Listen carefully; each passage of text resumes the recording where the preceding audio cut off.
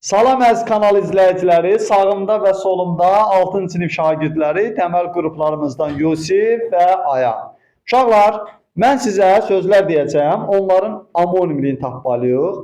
İlk öncə Yusif, amonim nədir? Amonim müəllim, deyiliş və yazılış eyni, mənaları fərqli olan. Amonimlər eyni nitq hissəsi olur, yoxsa müxtəlif? Müxtəlif də ola bilər, müəllim, eyni də ola Eyni nitq bilər. hissəsi də ola bilər, ay sağ olun. Yaxşı, Yusif, sən mənə de görüm, əqrəb sözü necə amonim ola bilər? Müəllim, biri var ki, saatın əqrəbi, biri də var həşərat əqrəb.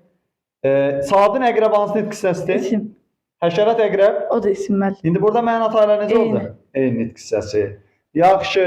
Yol söz necə amonim ola bilər? Bir var getdiyimiz yol, bir də var yolmaqda, məsələn, saç yolmaq. Saç yolmaq. Getdiyimiz yol isimdir, yolmaq isə nə etdi, yoldur, o da feildir, hərəkət. İndi burada məna tayları necə oldu? Müxtəlif oldu. Müxtəlif nitq hissəsi oldu.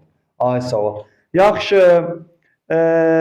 Amonimlərin məna tayları həqiqi mənada olacaq yoxsa məcazi mənada? Mən həqiqi olacaq, Həqiqi məcazi mənada. ola bilməz. Məcazi ola bilməz. Bunlar da çox mənalı sözlərdən fərqləndirən əsas əlamətlərdən biridir. Əhsən sizə.